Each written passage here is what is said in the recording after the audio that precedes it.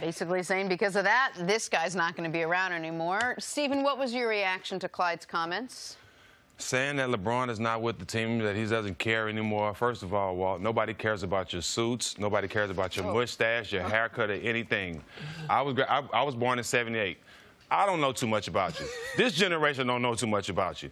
I'm sorry, bro. You way out of line. I mean, anytime a team's losing, anytime LeBron losing, everything is magnified. Yep. He always sits at the end of the bench. And if anybody on that team is coming out and saying he's a bad teammate or we don't want to play with him, no. Walt, you way out of line. You need to worry about getting up to date with your suits and stop worrying about what LeBron doing. Here's the thing that I don't get, and people are missing their opportunity. For last 8 years, people have been waiting to jump on LeBron for something.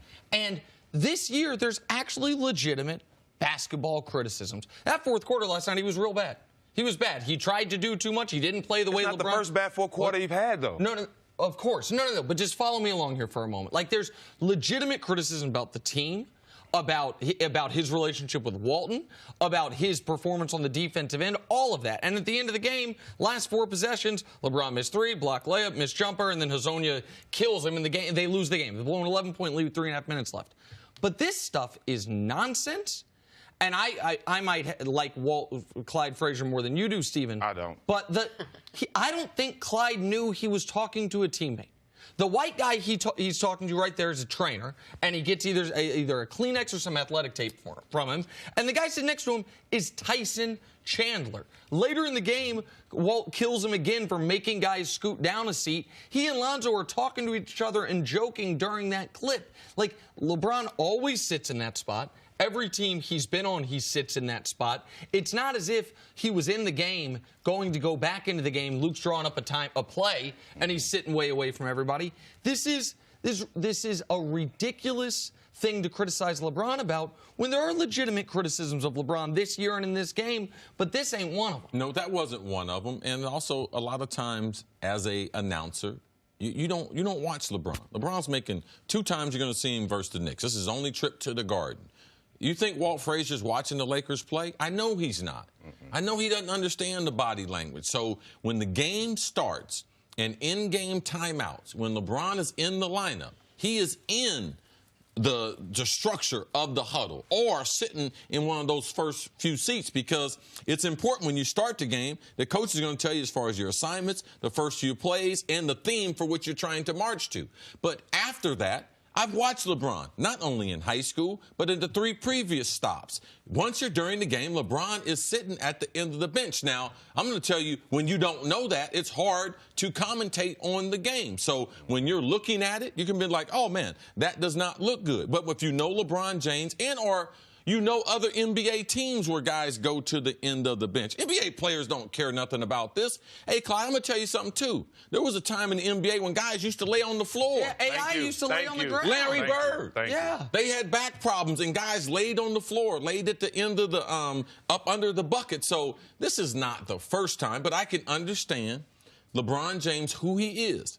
Everything he does is overanalyzed, and he's going to get criticized just like he has in the past, more times for things like this, because that's the narrative what people thought going into the game. To me, I don't think people listening to Clyde are taking his lack of expertise in this area and you know something, saying, you know something, yeah, I like LeBron, now I don't like LeBron. Those who did love LeBron loved him after this. Stephen, why is he such an easy target, though? Because he's so great.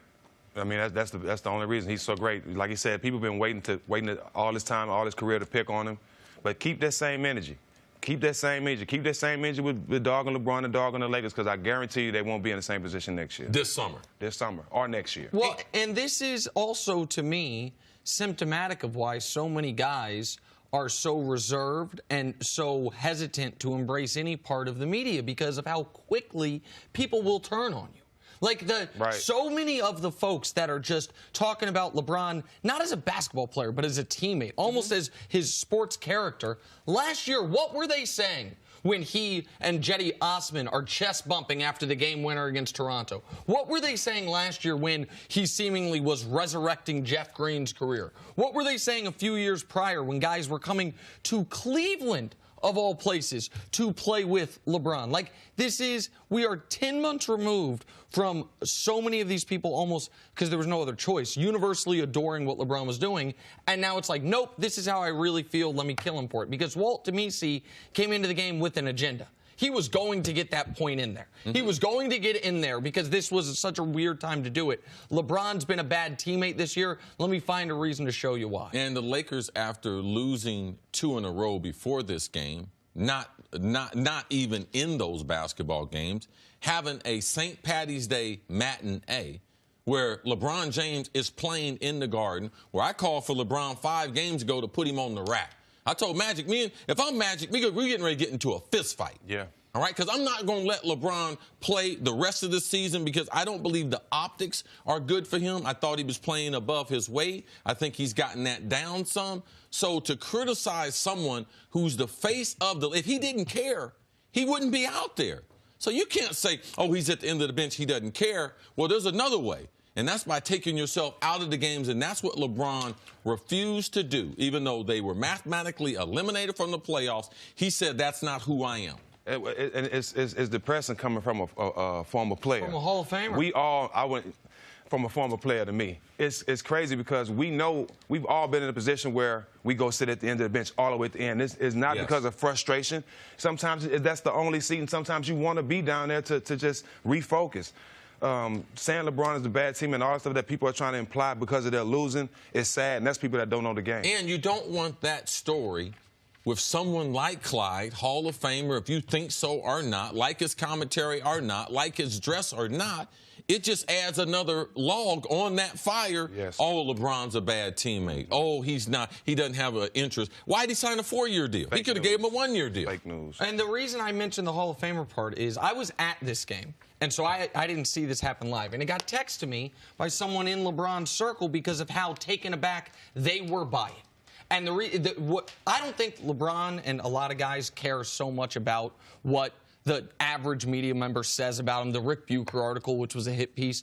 But the guys, when you are in that club with them, not only former player, but guys that are gold jacket club members for the NFL, so to speak. Oh, I know this for a fact. And guys hate to do it. Man, me and Cam Newton, man, we had a nice powwow. And Cam said, man, I respect what you say. And you told me I'm supposed to be better. And I don't mind you criticizing me from where you're coming. But, man, up and down this league, man, I have had guys say, hey, man, people respect what you're saying. You're a Hall of Famer in this sport, and I didn't like it. And it matters. I try to be on top of it. Respect it and check it. That's how I look at it. Respect it and check it. And it will always matter more to like when we're talking NFL, and this is something you and I don't want to say struggle with, but we deal with before the show when we're talking about the topics. When we're talking about the NFL in particular, if Chris and I were to say the exact same thing, it's always going to matter more to the person we're talking about what he says, because he's been there, and he's been there. Like, and Steve, when we're talking about the NBA, like there is, and so it wasn't just a guy in my role, to be totally honest, killing LeBron. LeBron's been killed by people when he went to Miami, all these things, but someone who I feel should know better. Supposed to know the game. Supposed to know the game. Supposed to know the game and know better, and a guy who is an all-time great. I thought it was unfair. I thought it was intentional and premeditated and unfair. Stephen, thank you so much. We'll see you tomorrow. Great job. Glad to be here. Thanks for watching. Subscribe here to get the latest from the show. Also, be sure to check out more of the best clips from First Things First, or go watch a few segments from our other shows on FS1.